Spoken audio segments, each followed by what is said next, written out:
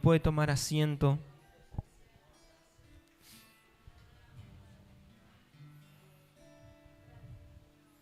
Gracias, chicos.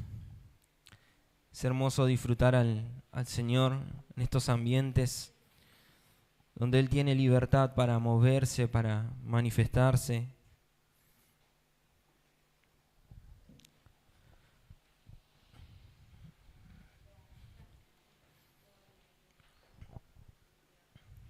Amén.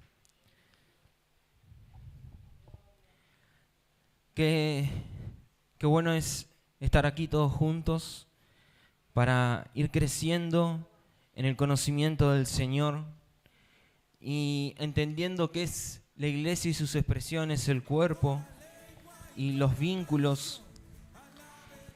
Y algo que entendía es qué importante es que se nos haga realidad esto, que lo podamos disfrutar como iglesia, porque la unidad es muy importante. La unidad es muy importante para cada uno de nosotros. Estar unidos con mi hermano es muy importante y eso tiene que tomar notoriedad en nosotros, se tiene que notar. Como muchas veces decimos, todo lo que compartimos desde acá arriba, esto solamente sirve para que ustedes tengan una idea de cómo caminar. Es solo una parte de lo que Dios tiene preparado para cada uno de ustedes. El tema es que siempre y cuando ustedes estén dispuestos a sumergirse y conocer más al Señor, más la realidad del Señor, conocer más su palabra, conocer más su vida, esa es tarea de ustedes. No es tarea de los pastores, esa es tarea de ustedes. Si ustedes quieren que Dios se les revele más, tienen que buscar más de Él. Porque por ahí con la mente humana queremos entender muchos conceptos que se comparten desde acá arriba. Y por ahí los podemos llegar a entender, pero lo entendemos desde una naturaleza que es temporal y no desde la eternidad. Todo lo que tratamos de entender con nuestro entendimiento de lo que Dios nos está hablando tiene resultados temporales, no tiene resultados eternos. Pero cuando vamos más profundo en Él, cuando más nos sumergimos en Él y toda la realidad del cielo se empieza a hacer real en nosotros, es cuando lo eterno se empieza a manifestar. Por eso es importante entender esto del cuerpo, que el cuerpo unido puede avanzar. Un pie no puede ir para otro lado. Si mi pie derecho quiere ir para allá y mi pie izquierdo quiere ir para allá, no hay un acuerdo. Entonces, para entender esto tenemos que entender qué es el cuerpo. Y ese cuerpo es la iglesia. Esto estuvo compartiendo Mica, y busquen Efesios 1. Quiero compartirles desde el versículo 15 al 23. Mica estuvo compartiendo un poco de esto. Cuando nos toca preparar para el mensaje, nosotros, ninguno de los dos se mete, está con la compu y hacemos la división de tareas. De quién cuida a Bauti, quién se encarga de la comida. Tengo que preparar el mensaje, así que me encargo de esto, vos encargate del resto de la casa. Entonces ninguno se mete, ninguno está ahí a ver qué escribiste, a ver qué pusiste. Es más, está en la compu, tenemos los dos la compu a disposición y ninguno de los dos va y mira lo que están escribiendo para que sea solamente algo que el Señor está hablando y que después se exprese. Y cuando Mica empezó a compartir sobre la iglesia, sobre esto de Efesios, dije yo, estuve leyendo lo que yo me estaba preparando. Pero Efesios 1, versículo 15 dice: por esta causa también yo, habiendo oído de vuestra fe en el Señor Jesús y de vuestro amor para con todos los santos, ¿hay amor para con todos los santos?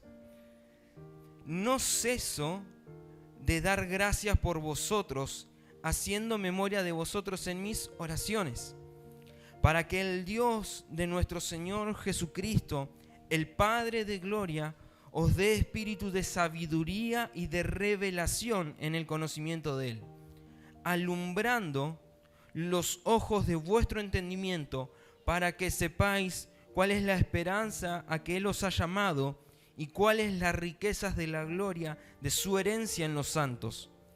Versículo 19.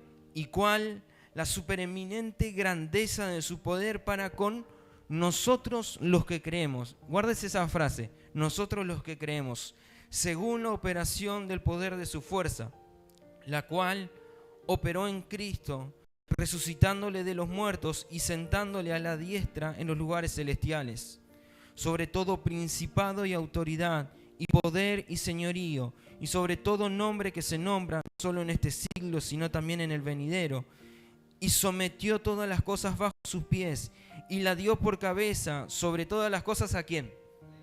A la iglesia, la cual es su cuerpo, la plenitud de aquel que todo nos llena todo. Pablo usa una palabra muy clave para con nosotros los que creemos. ¿Se acuerdan que les dije? Guarden esa frase. Esta palabra, para con nosotros los que creemos, les da sentido a todo lo que sigue. Sin eso, si yo no creo, jamás voy a estar en lugares de autoridad. Es necesario creer. Jesús dijo en Juan 17, para que el mundo crea. Después leemos, y todos los que creen en su nombre les dio potestad de ser hijos. Si confesares con tu boca que Jesús es el Señor y creyeres en tu corazón que Dios lo resucitó de los muertos, serás salvo. ¿Pueden ver la importancia de creer? Ahora, la pregunta seria sería, ¿verdaderamente crees en Dios? ¿Verdaderamente crees en Dios?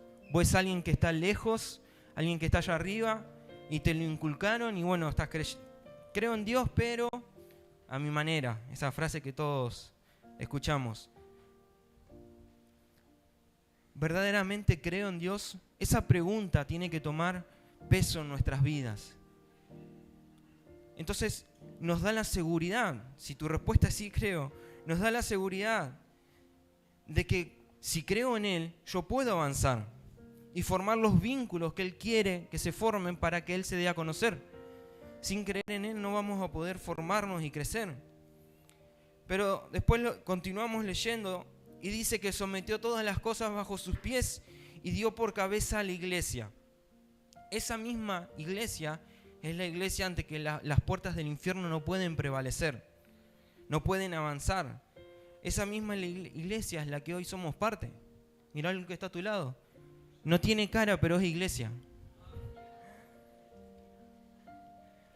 Sé que esto lo compartimos varias veces, pero ¿cuántos recuerdan lo que es el significado de la iglesia?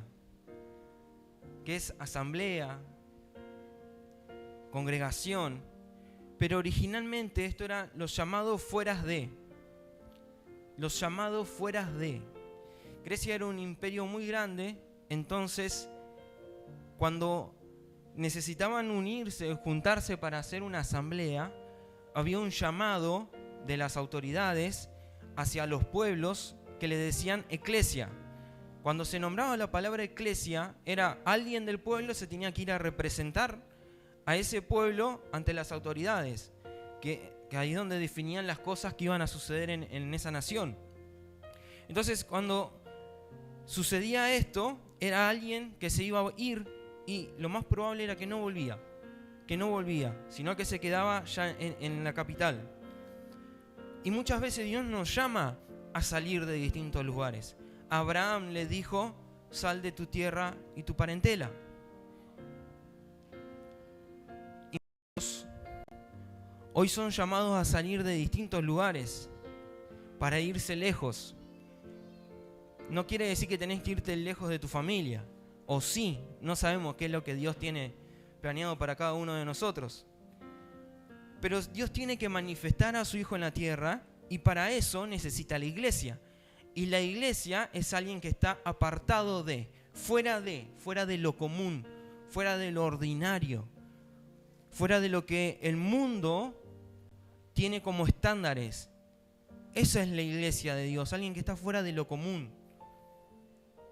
Porque hoy es que vemos tanto en el mundo que las personas están desviadas, que van y vienen de distintos lugares, muchos pensamientos. ¿Por qué es que hoy se ven tantos problemas en el mundo? Porque hay una iglesia que no puede manifestar la plenitud de Dios. La plenitud de Dios, aquel que todo lo llena en todo. Entonces, si Él lo llena todo en todo, pero necesita una iglesia que manifieste eso. Y lamentablemente no estamos siendo cuerpo. Y no estoy hablando específicamente de acá, porque acá somos todos cuerpo, todos funcionamos correctamente, sino que estoy hablando de otros. Busque Romanos 12, capítulo 12, versículo 4.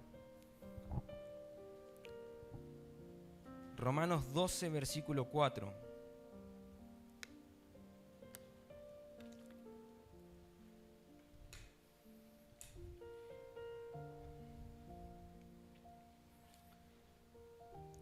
Porque de la manera que en un cuerpo tenemos muchos miembros, pero no todos los miembros tienen la misma función. Así nosotros, siendo muchos, somos un cuerpo en Cristo y todos miembros los unos de los otros. Lo único que nos une es Cristo. Todos somos miembros, todos tenemos una función que cumplir, un propósito. Fuimos todos llamados a participar de un propósito, de uno solo. No hay muchos propósitos. Dios no tiene un propósito para Germán, un propósito para Juan, un propósito para David. No, Dios tiene un solo propósito y nos llamó a ser parte de ese propósito. Entonces somos parte de un cuerpo. Ahora, podemos funcionar de distintas maneras. Podemos funcionar desde arriba de un púlpito, podemos funcionar desde una silla, podemos funcionar desde un trabajo, desde el colegio. En distintos lados podemos funcionar. El cuerpo no es cuerpo solamente cuando estamos acá juntos, sino que el cuerpo se manifiesta en todos los lugares donde estamos. No todos pueden ser profetas o pastores. No todos pueden funcionar de esta manera. Dios no llamó a todos pastores, a todos profetas, a todos evangelistas, sino que lo opera de distintas maneras. Quiero hacer un ejemplo con esto. Necesito 2 voluntarios. Andrés y Benja. Ahí está, mira, enseguida. Así nosotros, versículo 5 que leímos recién en Romano, así nosotros, siendo muchos, somos un cuerpo en Cristo y todos miembros los unos de los otros. Vengan acá arriba, así salen en la filmación.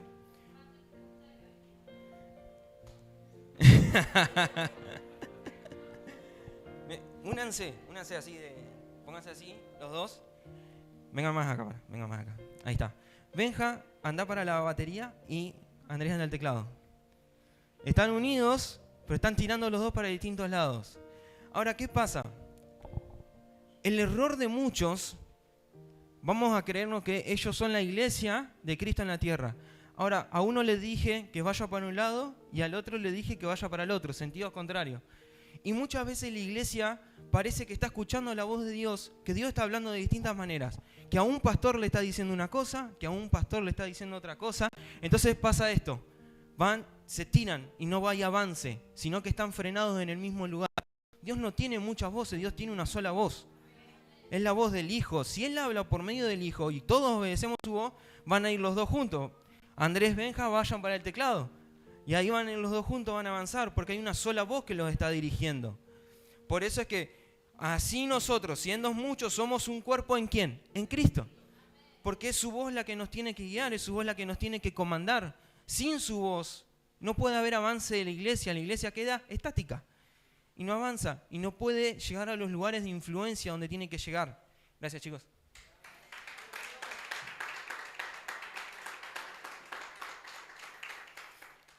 Una de las cosas que más me llaman la atención de Dios es cómo Él opera de maneras distintas.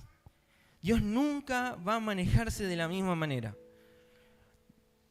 Porque por más que Él da una sola voz, cómo llegamos a responder, a obedecer a su voz, muchas veces cambia, es de distintas maneras. Por eso me encanta cómo Dios obra, y si ustedes leen en la palabra a través de toda la historia, cómo Él se fue moviendo. Ahora, hay muchas distintas personas con distintas vidas, distintos lugares, pero hay un patrón en común, que es expresar a Cristo. Toda la Escritura está expresando a Cristo.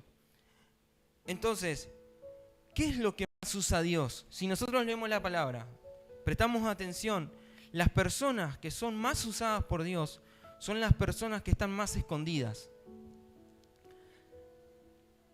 Son muy pocos los casos en los que Dios usa a personas que están ya en lugares altos para manifestar algo. Mayormente, y los que más conocemos nosotros, fueron llamados en lugares escondidos. Un ejemplo, David. ¿Cuántos conocen la historia de David? Cuidando las ovejas del padre.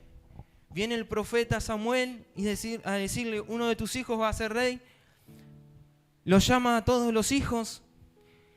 Y Dios le dice a todos, no, él no, él no, él no, él no, él no. Y les dice Samuel al padre, ¿tenés algún hijo más? Ah, sí, tengo uno que está cuidando las ovejas. O sea, se había olvidado que tenía un hijo. Lo tenía lejos cuidando las ovejas. Fíjense, alguien que estaba lejos. Otro ejemplo, ¿qué les parece Juan el Bautista? Una persona que nosotros la veríamos hoy en día y nos alejaríamos. Era una persona que se vestía con pieles, que estaba prácticamente sucio, vivía comiendo insectos, vivía de las cosas que le daba la gente, prácticamente era un mendigo. Pero él se dedicaba a expresar y fue el que abrió el camino para el Hijo. Pero era alguien prácticamente un mendigo. Y así está lleno de ejemplos. Moisés no sabía ni hablar. Dice que era tartamudo. Y eso que creció en la casa del faraón, pero 40 años en el desierto cuidando ovejas, era lo único que le salía. Pero Dios lo usó para liberar al pueblo. Entonces, Dios usa distintas personas y muchas veces las personas que menos parecen que Dios va a usar. Por eso es que pero Él necesita expresarse. Él necesita darse a conocer. Entonces, esa es la forma que Él usa. Por eso es que le digo que me encanta cómo Dios trabaja a través de la historia. Para que Él sea expresado, Él usa lo vil y menospreciado, lo que estaba lejos. Y eso es lo que Él usa para que su iglesia se dé a conocer. Así que, miralo al que está a tu lado, ya no sos vil y menospreciado, sos parte de la iglesia de Cristo.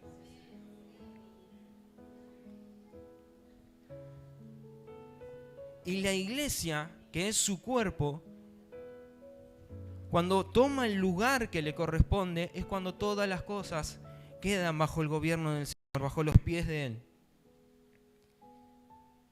Por eso es muy importante que el cuerpo, los vínculos, todo esto se entienda. El ejemplo que di con los chicos, se entienda que es hasta que todos lleguemos. Hasta que todos lleguemos.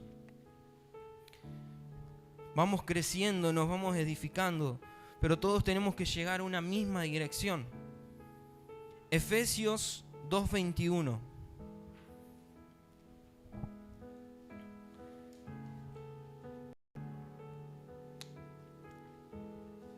Efesios 2:21.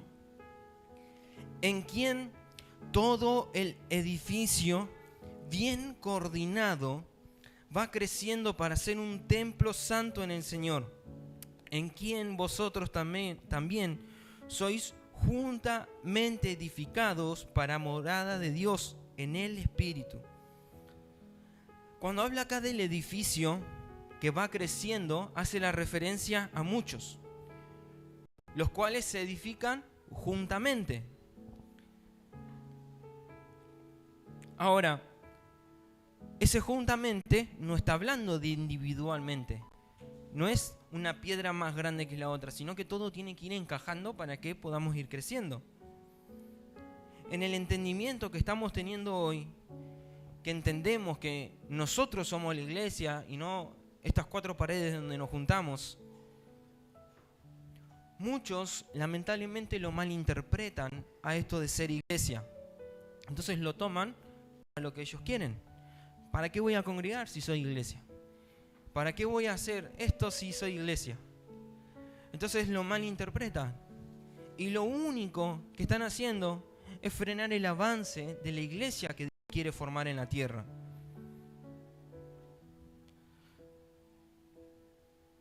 Lo que nos hace entender la importancia de congregar es que necesitamos crecer todos juntos. Esto no se trata de mí, no se trata de Germán, de Andrés, de Sole. Esto se trata de Cristo y de que todos lleguemos a conocerlo a Él, hasta que todos lleguemos. Ahora vamos a ir a Efesios 4, versículo 1, y voy a ir frenándome en los versículos. Así vamos entendiendo qué es lo que nos da el apóstol Pablo acá. Efesios 4:1.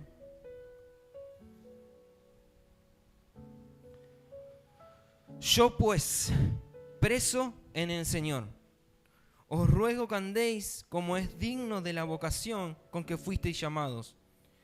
Fuimos llamados a una vocación. ¿Cuál es esa vocación? Representar a Cristo. Embajadores. Personas que dan a conocer. Para que anden como es digno en la forma en la que andamos. ¿Es una manera digna en la que nos movemos, en la que andamos? ¿Es una manera digna en la que el Señor se va a dar a conocer? En la forma en la que expresamos nuestra vida es donde demostramos quién nos está gobernando. Quien gobierna tu vida, eso es lo que vamos a expresar. Si te gobierna la carne, ¿qué vas a expresar? Carne. Los frutos van a ser de la carne. Pero si te gobierna el Espíritu, ¿qué vas a expresar? Vida, vas a expresarlo a Él. ¿Andamos dignamente de esta vocación? Esta es la respuesta que solamente ustedes las pueden tener en su interior. Versículo 2. Con toda humildad y mansedumbre. Agárrale fuerte la mano ahí al que está a tu lado. Soportándonos con paciencia los unos a los otros en amor. ¿Somos humildes? ¿Somos mansos? ¿Soportamos al otro en amor? Esa pregunta está buena, ¿no? ¿Pasamos a otro versículo? Fíjense todo lo que el apóstol Pablo nos muestra acá. Nos hace ver la importancia de estar unidos.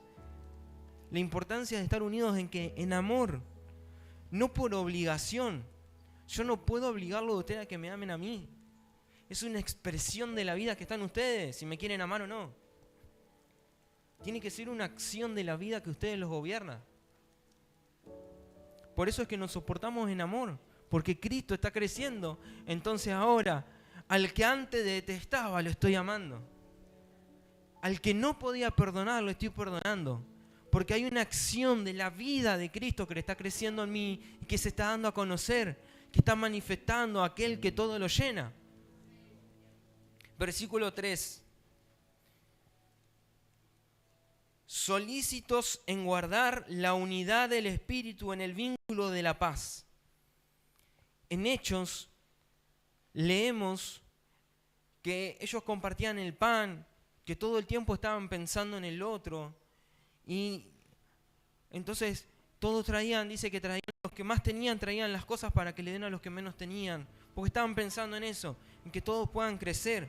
Ese es el vínculo de la paz que el Espíritu quiere manifestar y que el cuerpo de Cristo tiene que manifestar en la tierra. El vínculo de la paz. Versículo 4. Un cuerpo y un espíritu, como fuisteis también llamados en una misma esperanza de vuestra vocación. Siendo uno en ¿quién? En Cristo. Todos somos llamados, cada uno de nosotros fuimos llamados a una misma esperanza. Y esa es la esperanza que nos hace estar confiados en Cristo. Un cuerpo, un solo cuerpo unido para que Cristo sea conocido. Esa es nuestra esperanza. Versículo 5 y versículo 6 juntos. Un Señor, una fe, un bautismo. Un Dios y Padre de todos, el cual es sobre todos y por todo y en todos. Padre de todos, por medio de Cristo recuperamos la identidad de hijos, recuperamos esa calidad de hijos. Todo el propósito de la creación que vemos es que haya una familia que exprese a Dios, es que haya una familia que lo dé a conocer. Por eso es que Él nos recuperó con su sangre y pasó de ser el unigénito a ser el primogénito. Juan 3:16. ¿Cuántos lo saben de memoria? Porque de tal manera amó Dios al mundo que entregó a su Hijo, ¿quién? Unigénito, dice ahí. Por medio de su muerte, después Él pasó a ser el primogénito entre muchos. Porque Él nos recuperó. Lo que se había perdido nos recuperó. Entonces ahora nos volvió a unir a su cuerpo. Versículo 7. Pero a cada uno de nosotros fue dada la gracia conforme a la medida del don de Cristo. A cada uno de nosotros nos fue dada la gracia conforme a la medida del don de Cristo. A cada uno le fue dada una gracia conforme a la medida del don en Cristo. Y esto es lo que yo me refería a las distintas maneras en las que Dios se mueve, en las que Dios se da a conocer, en las distintas formas que Él actúa. Porque su gracia se mueve de distintas maneras. Todos tenemos algo diferente. Mi forma de ser no es la misma forma de ser de Mica. Yo sé que en varios le tienen miedo a ella, pero no le tengan miedo. Lo digo más por los chicos. No. Pero tenemos distintas formas de ser, distintas formas de reaccionar a cosas. Pero lo que ustedes tienen que ver en nosotros es una sola imagen, que es Cristo. Es lo único que tienen que ver en nosotros. Versículo 8. Por lo cual dice, subiendo lo alto, llevó cautivo a la cautividad y dio dones a los hombres.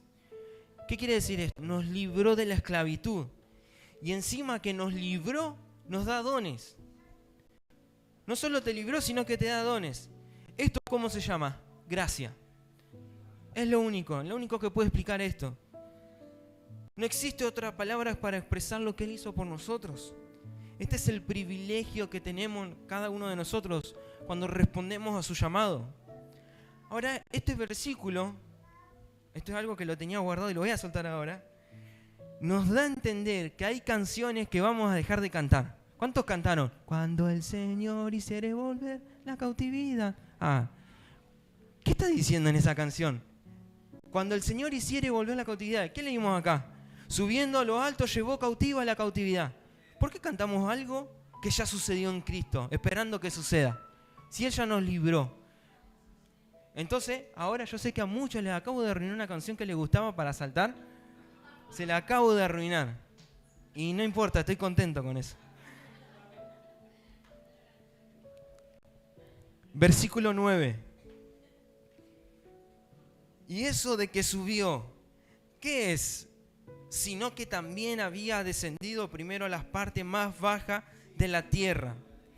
El que descendió es el mismo que también subió por encima de todos los cielos para llenarlo todo.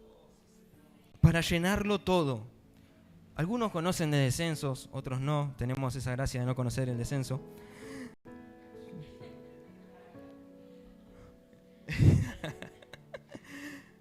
Pero no, en Cristo, entendiendo esto, Él lo llena todo en todo. Cuando Él es mi vida, cuando Él es mi Señor, es cuando estoy completo, cuando estoy pleno, porque Él me llena, Él me completa. Por lo tanto, si lo tengo a Cristo, no me hace falta nada. Porque en Cristo, si lo tengo a Él que cantamos, lo tengo todo. Si tengo a Cristo, tengo a mi familia en Cristo. Si estoy en Cristo, tengo a mis hijos en Cristo. Si estoy en Cristo, mis finanzas están en Cristo y Él se encarga de todo. Pero cuando estamos en Cristo. Versículo 11.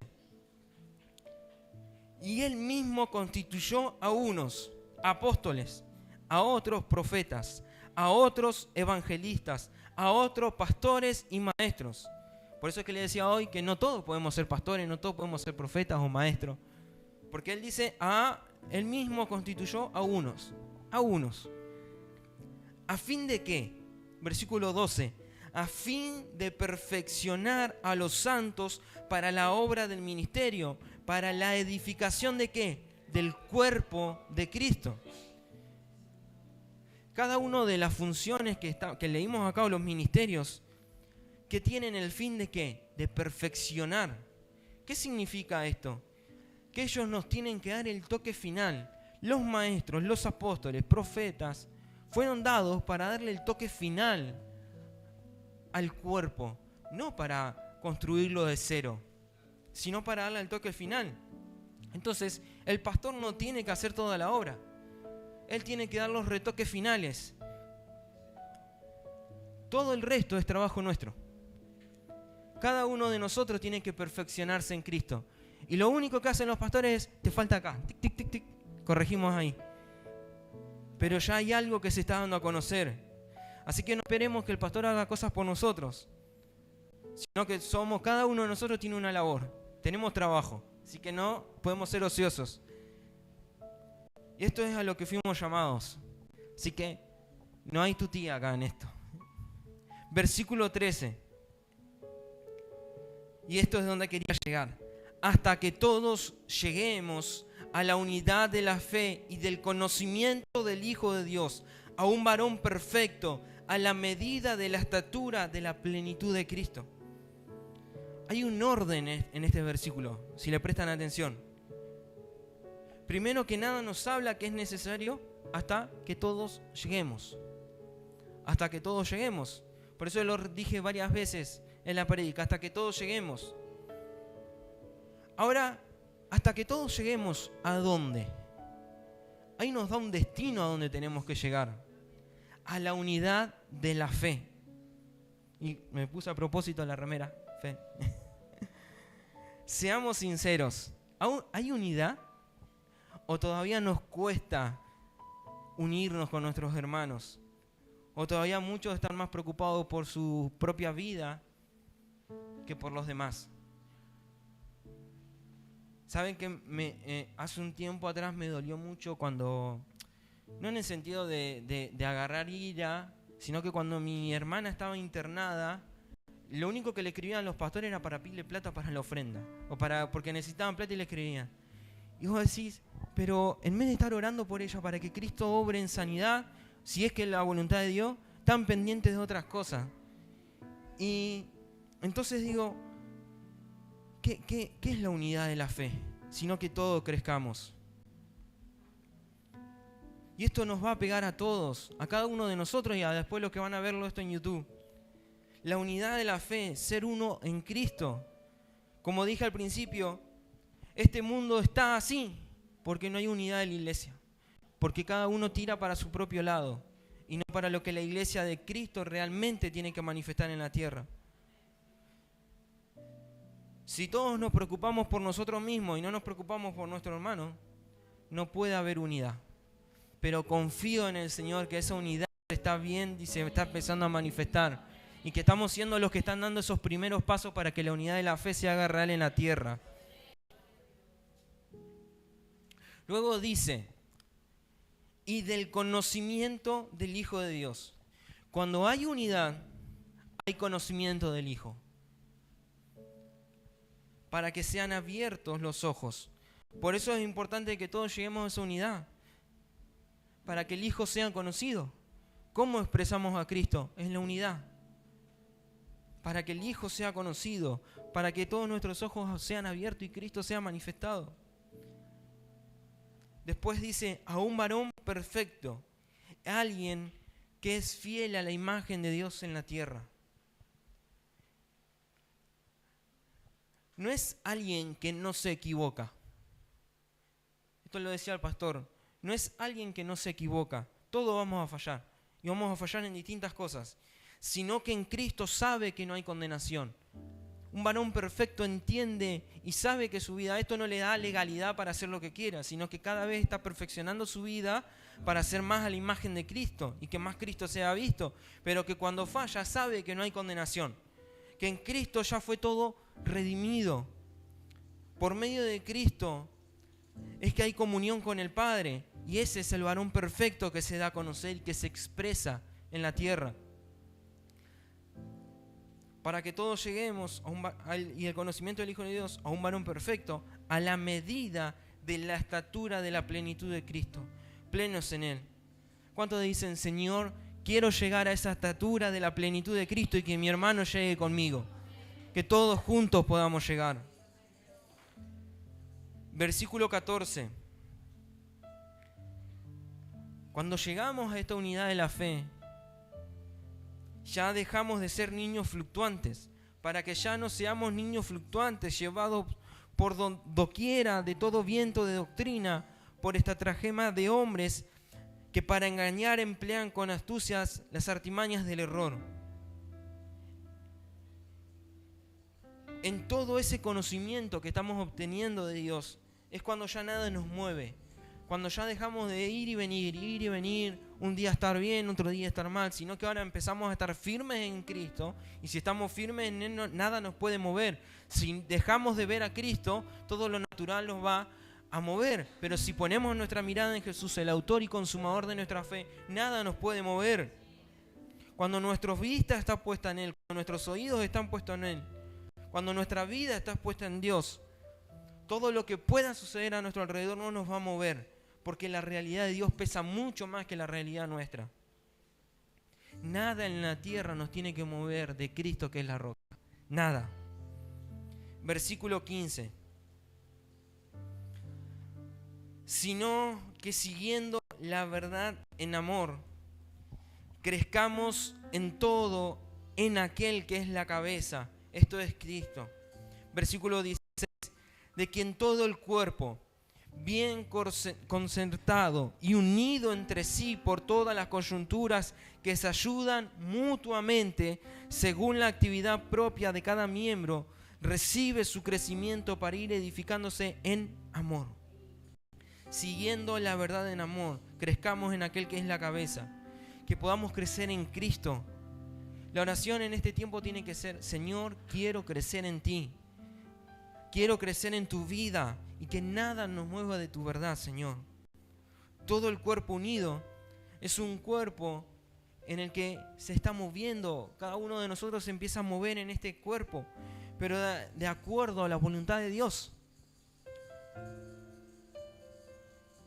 Por eso si Dios dice, hay que hacer esto, vamos todos para allá a hacer esto. Hay que hacer aquello, vamos todos para allá, porque estamos escuchando una sola voz, que es la voz de Dios. Entonces, si entendemos cuál es la verdadera iglesia, que se mueve unida, sin privilegios para algunos, sin divisiones, sin pleitos, sino que está unida a Cristo y se soportan todos en amor. Y ahí es donde el cuerpo se empieza a avanzar, empieza a moverse. Ese es el diseño de Dios para la iglesia, un cuerpo que avanza, que no está estático. Entonces, por medio de la iglesia es donde Dios se expande y se da a conocer y se extiende el evangelio a todas las naciones de la tierra. Esto se trata de la iglesia de Cristo, no de nosotros, ni tampoco de este local, sino de la iglesia de Cristo, que podamos estar unidos en un mismo espíritu, con una misma fe, pensando lo mismo, hablando lo mismo. Porque para que un cuerpo funcione correctamente, necesita una mente que piense correctamente. Por eso necesitamos la mente de Cristo. ¿Cuántos vieron la serie de Good Doctor? O la versión turca que estuvo hace un tiempo atrás en Telefe. ¿La conocen esa serie? La de que es un chico autista que quiere ser doctor. Ahí la casaron. En uno de los capítulos hay una persona que cuando le están haciendo algo y esa persona, en vez de responder enojadamente, porque no la atendían los doctores, justamente había pasado algo, los doctores no la atendían y la hija estaba como desesperada que no lo atiendan a él, y él decía, no, los doctores están ocupados.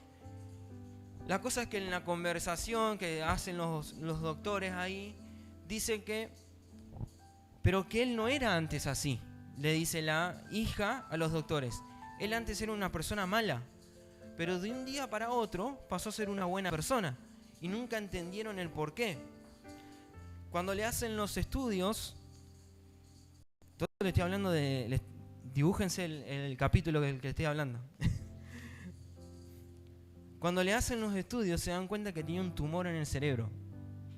Entonces ese tumor lo hizo cambiar su forma de ser. Entonces él aceptaba lo que antes no aceptaba, no se involucraba en los asuntos que antes se involucraba, porque ese tumor lo había modificado en el cerebro. Y eso muchas veces nos está pasando a nosotros, porque todavía el cerebro que funciona en la iglesia no es el cerebro de Cristo, sino es el cerebro nuestro. Y ese cerebro nuestro, ese es el que te puede llenar de tumores y que nos hacen cambiar. Pero cuando la iglesia recupera la mente de Cristo, vuelve a los lugares de influencia, vuelve a los lugares de donde nunca tendría que haber salido. La iglesia vuelve a posicionarse como cabeza de todo y vuelve a funcionar de acuerdo al diseño eterno de Dios. Por eso es que la iglesia es vital, no es esencial. La iglesia es vital. ¿Cuántos se acuerdan en la condena? Cuando fue el COVID, la pandemia, que solamente podían transitar los que esenciales.